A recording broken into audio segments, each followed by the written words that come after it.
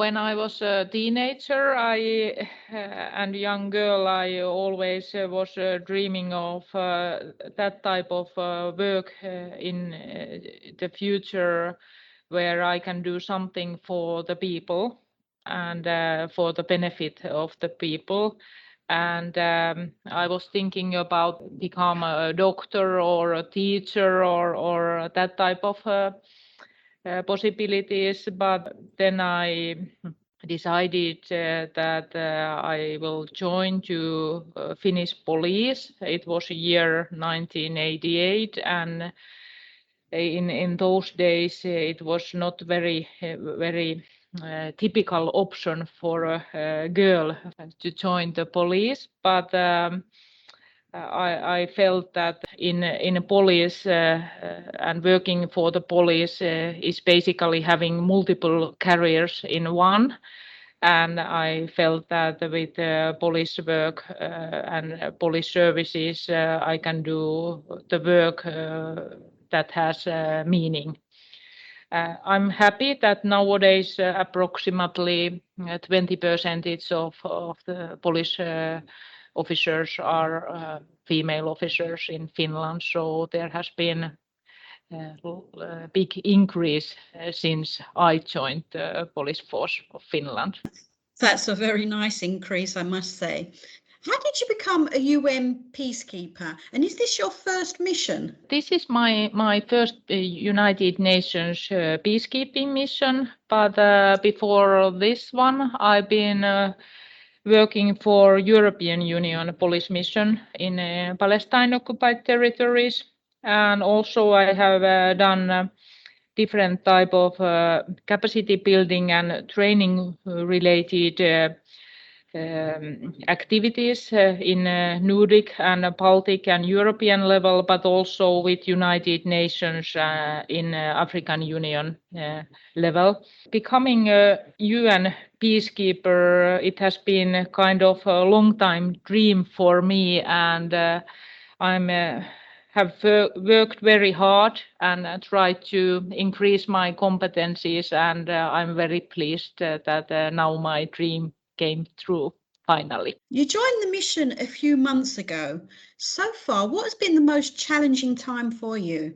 For me, most challenging time until now, I feel it's a kind of typical one because always when you start a new job, regardless where you started, it's kind of jumping to the unknown, and I feel that always the first months are the most challenging ones because you have new duties to get familiar with your responsibilities. You have new personnel, new people around you, especially with the United Nations peacekeeping. You are working in a challenging and different environment than your home country. It can cause a lot of pressure, of course, also. But I have felt that there has been very warm welcome, and I have also felt that with my experiences and my education, also before joining the United Nations mission, but also here inside the mission with the good induction training, I have felt that I have got a good start.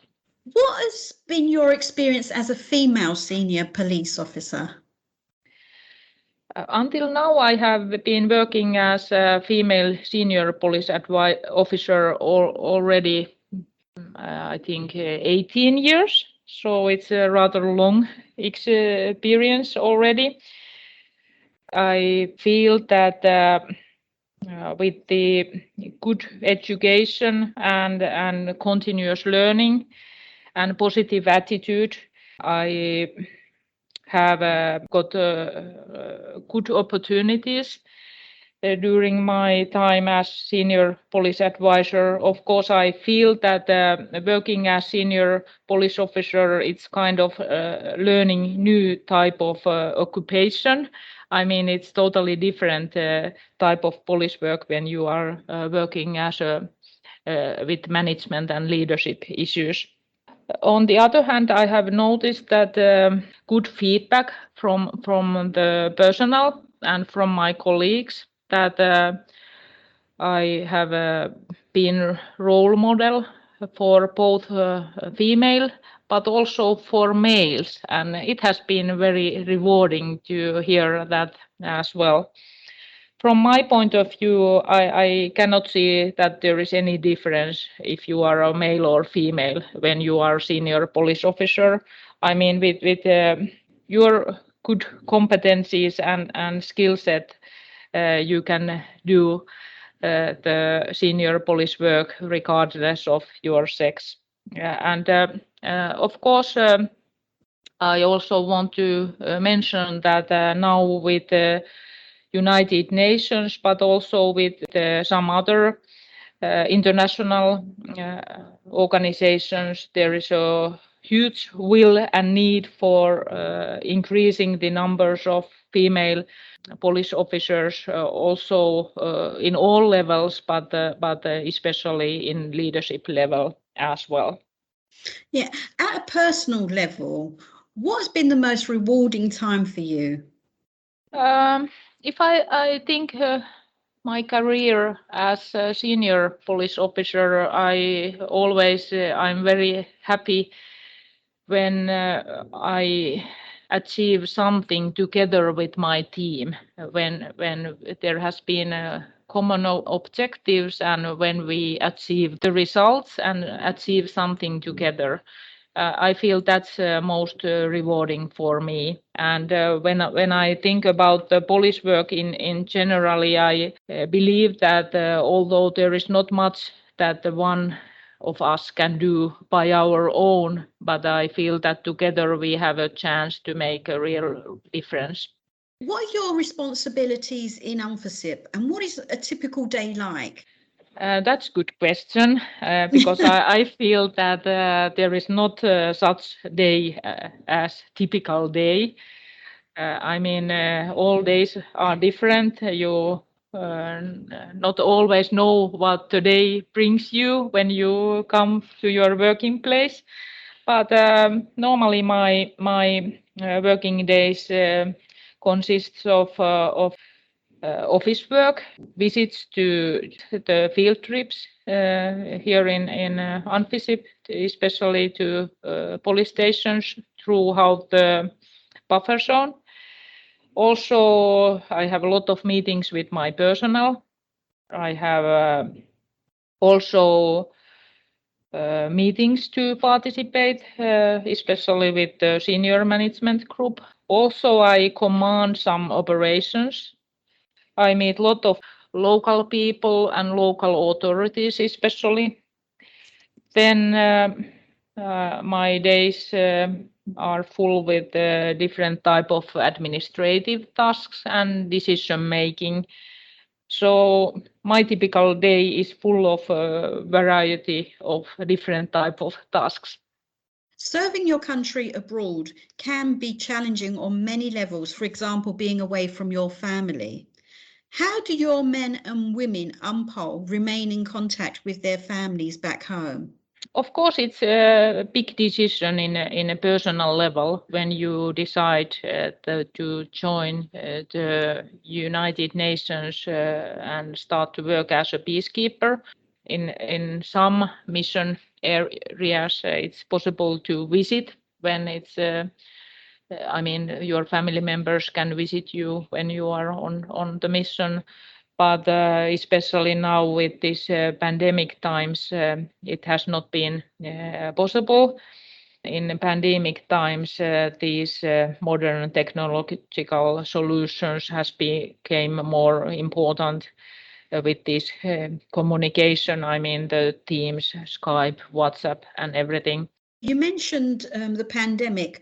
Actually, what has been the impact of the COVID-19 on your work and on the work of your UNPOL colleagues? How have you been adjusting? You just cannot do police work remotely. I mean, police work is serving and daily based communication together with the people. on the ground, face to face, and that's why it has been rather challenging. We have managed to continue our work.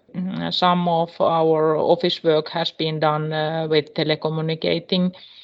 For me, as head of Polish component here in the mission, of course, the first priority is the health and security and safety of my personnel. Have you been involved in any support activity to the population or the authorities with regard to the COVID crisis response? UNPOL has supported the delivery of the COVID vaccines here in the region.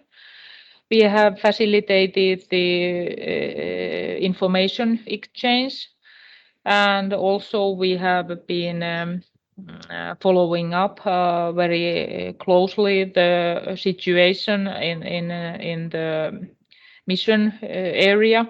Do you have a message to your compatriots, including women, who would like to join UN peacekeeping?